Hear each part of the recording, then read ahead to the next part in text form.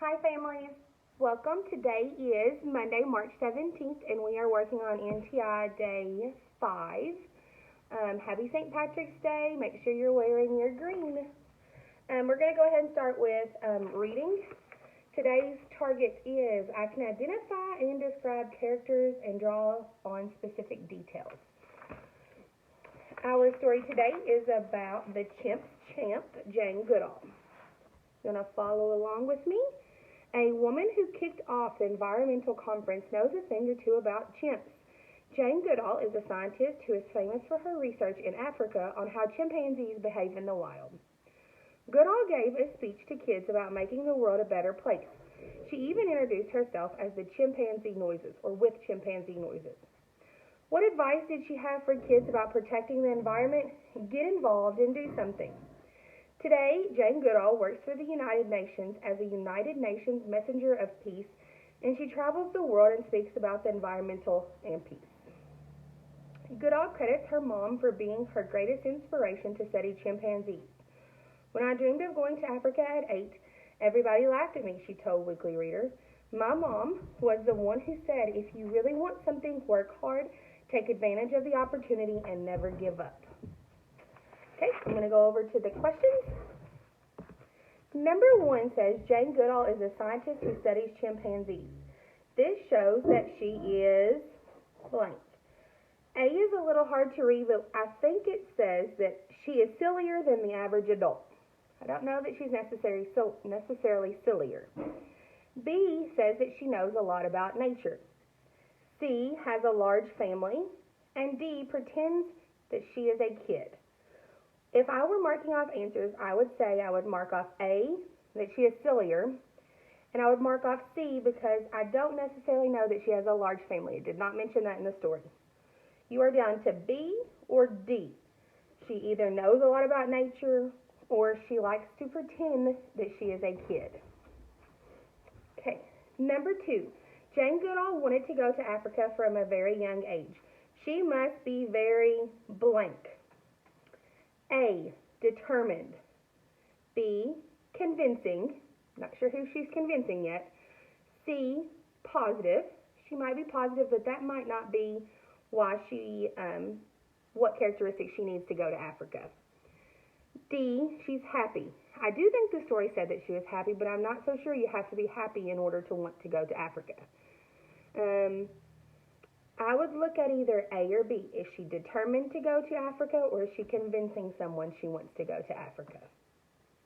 Number 3, Jane Goodall suggests to get involved and do something to protect the environment.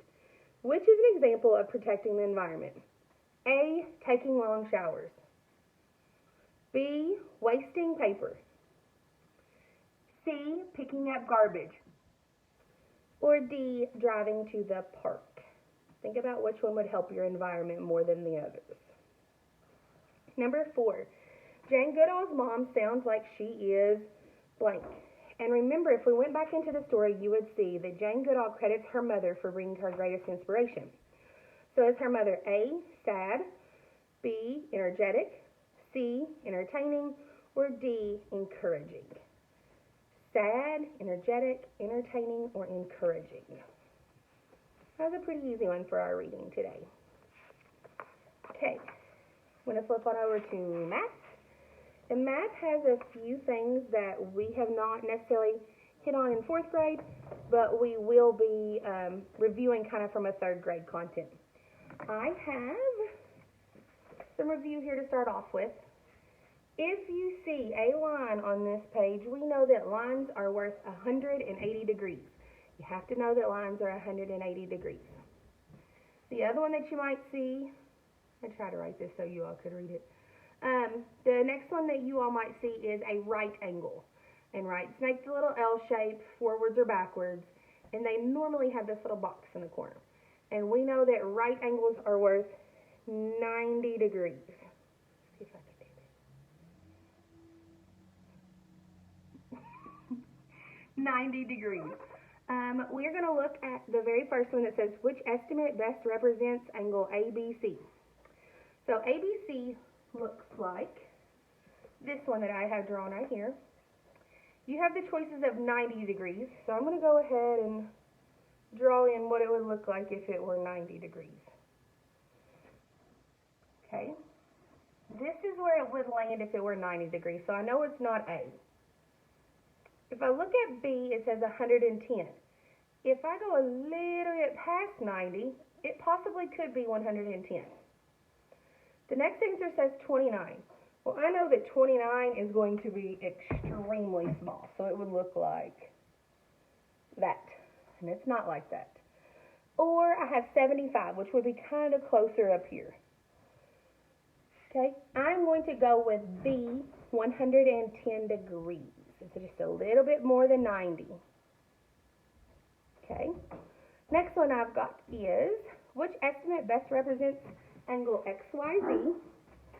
I'm going to look at this one right here. Okay, I'm going to go ahead and draw what it would be like if it were 90 degrees.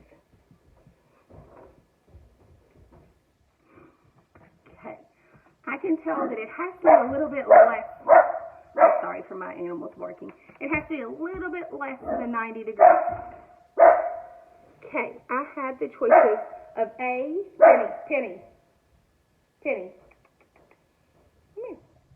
A, exactly 90 degrees, which is not correct.